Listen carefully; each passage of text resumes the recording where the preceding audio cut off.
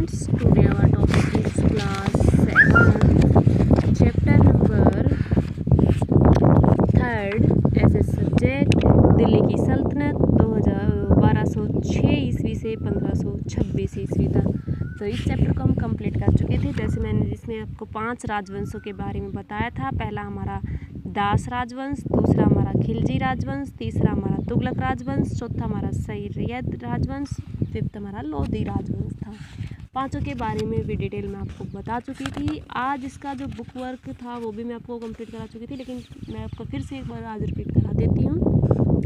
जैसे बलबन द्वारा कौन सी प्रथा प्रारंभ की गई? सजदा। किसने प्रतीक मुद्रा के रूप में तांबे के सिक्कों का प्रचलन प्रारंभ किया? मोहम्मद बिन तुगलक। सर सैयद राजवंश का संस्थापक कौन था? खिलजी खान। किसने आगरा की स्थापना की? सिकंदर लोधी ने। तैमूर का संबंध किससे था? ये आप याद करके बता देना। नेक्स्ट आपके जो फिलिप्स दे रखे हैं, फर्स्ट में आगा कुतुबुद्दीन ऐबक ने मोहम्मद गौरी की पृथ्वीराज के विरुद्ध युद्ध में सहायता की थी। सेकंड, कुतुबुद्दीन ऐबक ने स्वतंत्रता साम्राज्य की स्थापना की थी। थर्ड, गयासुद्दीन तुगलक की मृत्यु एक मंडप ढह जाने से हुई थी। नेक्स्ट आपका इब्राहिम लोधी सिकंदर लोधी का पुत्र था। नेक्स्ट, अधिकांश सुल्तान हिंदुओं के प्रति असहिष्णुता थे। नेक्स्ट है आपका खिलजी राजवंश, मैच द फॉलोइंग में जो दे रखा है, तो 1290 से 1320 ईस्वी तक। तुगलक राजवंश 1320 से 1414 ईस्वी तक। दास राजवंश 1206 से 1290 ईस्वी तक। लोधी राजवंश 1551 से 1526 ईस्वी तक।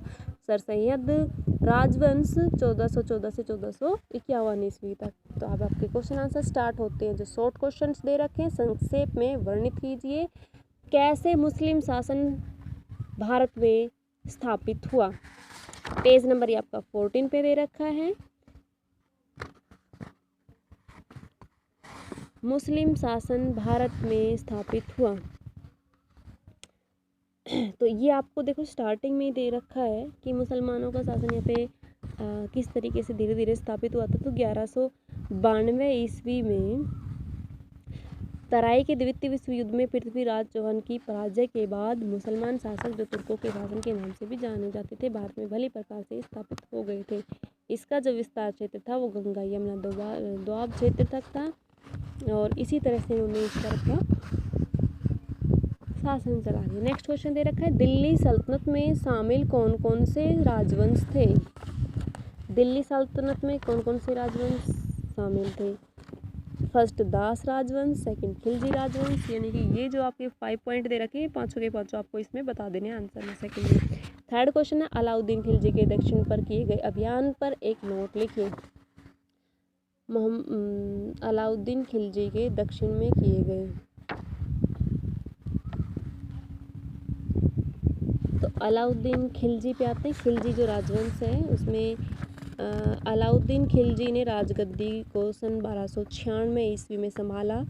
वह एक सफल शासक सिद्ध हुआ। वह एक महान सेनापति, एक समझदार प्रशासक और महत्वाकांक्षी राजा था। नेक्स्ट क्वेश्चन है, मोहम्मद बिन तुगलक ने अपनी राजधानी को कहाँ हस्तांतरित किया? पेज नंबर 16 पे है। मोहम्मद बिन तुगलक ने, इस राजवंश का सबसे महत्वपूर्ण शासक मोहम्मद बिन तुगलक था। इब्न बतूता जो उत्तरी अमेरिका अरब यात्री था, उसने शासनकाल में भारत की यात्रा पर आया था वो, और उसने समय काल में देश के शासन की स्थिति पर अपने विस्तृत विवरणों को यहाँ पे लिखा था। और लास्ट में इसका जो परिणाम है वो भी इसमें दिखा रखा, क्या परिणाम निकलता है इसका। नेक्स्ट दे रखा है, इब्राहिम लोधी। इब्राहिम लोधी भी आपका 1517 ईस्वी से 1526 ईस्वी तक का आपको इसमें टाइम पीरियड दिखा रखा है।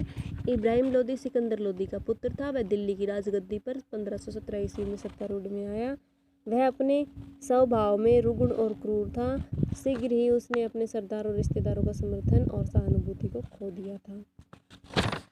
नेक्स्ट क्वेश्चन है, कुतुबुद्दीन ऐबक कौन था? कुतुबुद्दीन ऐबक, कुतुबुद्दीन ऐबक दास राजवंश प्रथा का संस्थापक था। यह एक दास था जो मोहम्मद गौरी का विश्वास पर पात्र सरदार था।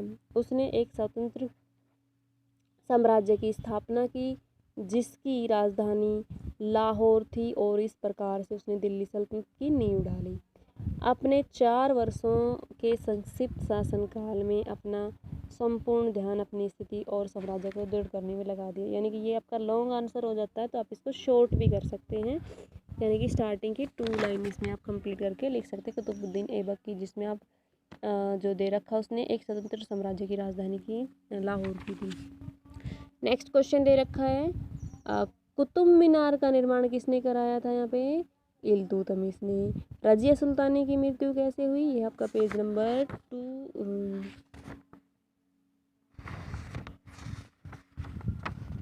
पेज नंबर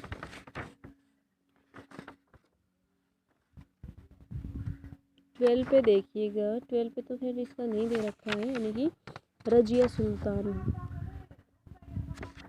हाँ, पेज नंबर 15 पे दे रखा है, इस पे पेज नंबर गलत डाला हुआ है।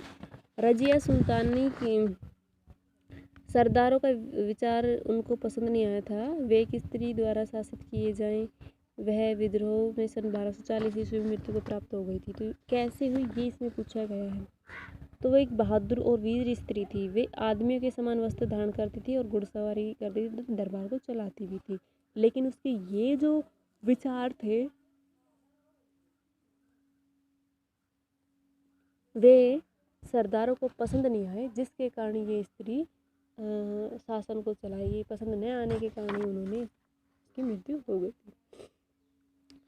फिरोजपुर कहाँ पर स्थित है? ये आपका पेज नंबर पे भी मैं बता देती हूँ, ये यूपी में स्थित है, उत्तर प्रदेश में। खिलजी राजवंश का सबसे महान शासक कौन था? अलाउद्दीन खिलजी।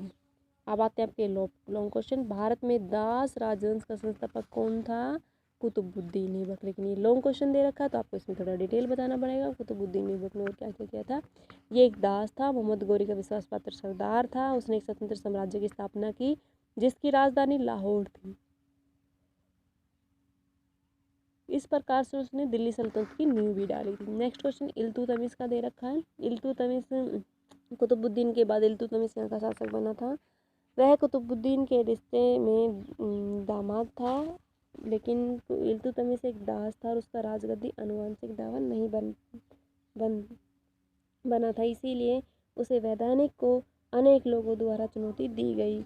ऊंचे तुर्की सरदारों ने इस दास के शासक बनने को नहीं स्वीकृत किया। मोहम्मद गौरी के अन्य सरदारों ने भी उसकी सत्ता को चुनौती दी। नेक्स्ट क्वेश्चन है हमारा अलाउद्दीन खिलजी के अभियानों और विजयों का वर्णन कीजिए।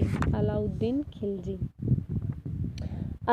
खिलजी यहाँ पे दे रखा है ने राजगद्दी को सन 1296 ईस्वी में संभाला। वह एक बहुत सफल शासक सिद्ध हुआ। वह एक महान सेनापति, एक समझदार और प्रशासक व महत्वाकांक्षी शासक था। नेक्स्ट क्वेश्चन है विवेचना कीजिए कि क्या मोहम्मद बिन तुगलक को ऐसे शासक कहा जाता है जिसकी योजनाएं अव्यावहारिक थी? पेज नंबर 16 पे दे रखा है, अव्यावहारिक थी।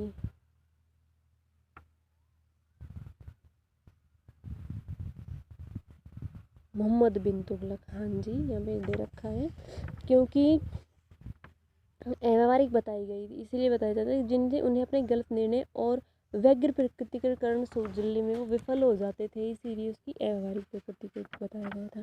दिल्ली सल्तनत के पतन के कारणों की विवेचना कीजिए। दिल्ली सल्तनत के पतन के कारण, जो कि पेज नंबर आपका 17 पे दे रखा है, जो आपका ये पूरे पॉइंट यहाँ पे आपको लिख के देने हैं। लुटेरा प्रवृत्ति होने के कारण, असहिष्णुता होने के कारण, निर्भर होने के कारण, साम्राज्य का विस्तार होने के कारण, मुगलों का आक्रमण होने के कारण। तो जितना भी मैंने इस वीडियो से रिलेटेड आपको वर्क कराया है, ये आपको पहले चैप्टर रीड करना था। रीड करने के बाद आप इस चैप्टर से रिलेटेड जो बुक वर्क मैंने आपको कराया वो बुक में फिल करना है, और साथ साथ क्वेश्चन आंसर जो मैंने आपको बताए हैं वो आपकी बुक में मैंने आपको टिक कराए हैं, जो आपको फेयर नोटबुक में कंप्लीट करने हैं और साथ साथ लर्न भी करने होंगे। Thank you students.